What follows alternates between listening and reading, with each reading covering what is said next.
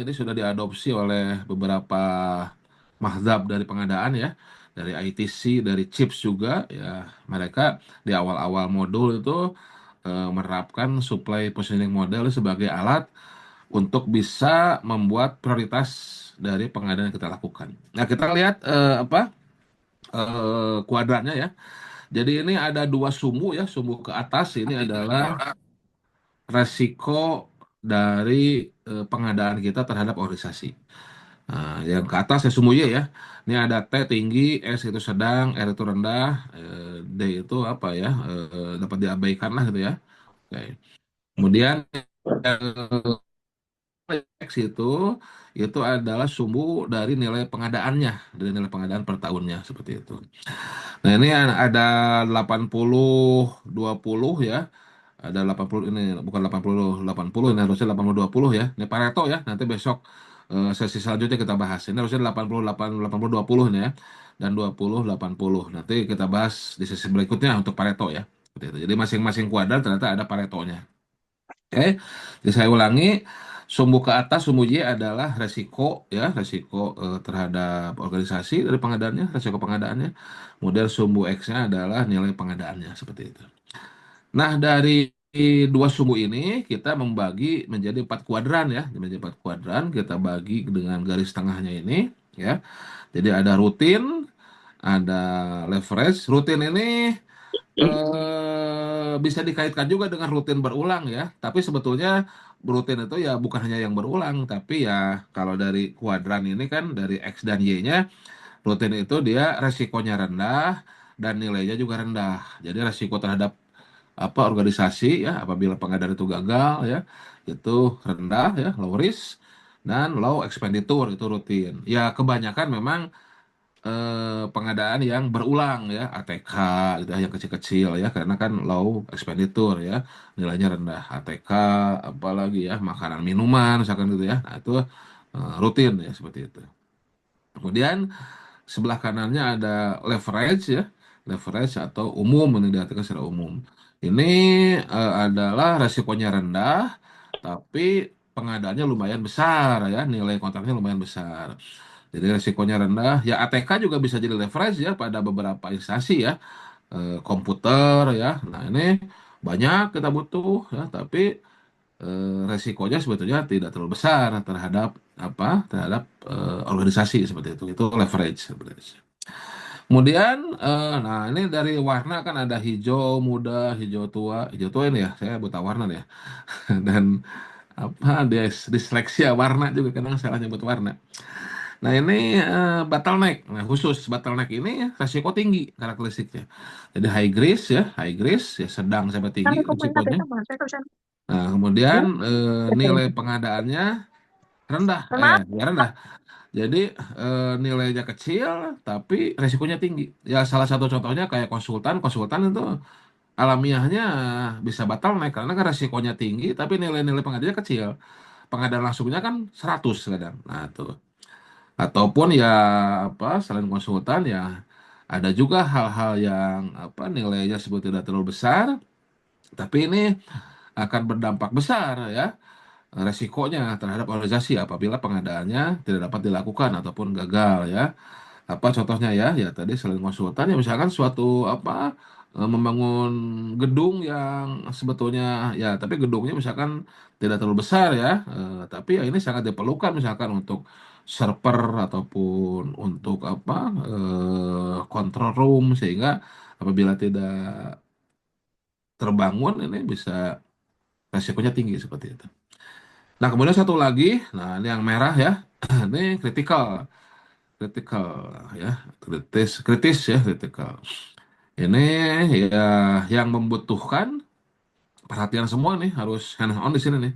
Dia resikonya tinggi dan nilainya juga besar. Nah, resikonya tinggi, nilainya besar. Ini kritikal.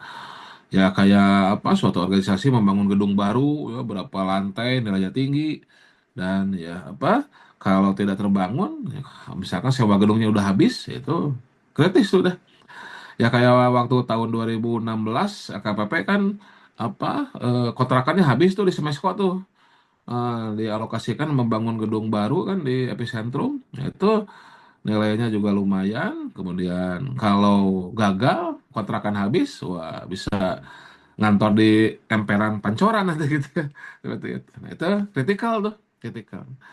Nah, ini adalah 4 kuadran yang mana kebutuhan kita, supply kita itu sebelum melakukan pengadaan harusnya ya misalkan ketika saya pribadi punya RUP gitu ya, RUP sudah lihat data-datanya apa selaku PPK kan, data-data pengadaannya ada apa saja nih yang akan dilakukan pengadaan. Nah, sudah dipisahkan non pengadaannya NP nih awal-awal ini kan. Nanti saya mau bikin konten terkait pengisian sirup ya. Nah, bisa memisahkan antara pengadaan dan non pengadaan sesuai dengan materi yang pertama kemarin ya. Nah, itu eh, apa? Ketika sudah tahu organisasi kita tuh ada pengadaan apa saja, nah ini harus dipetakan nih.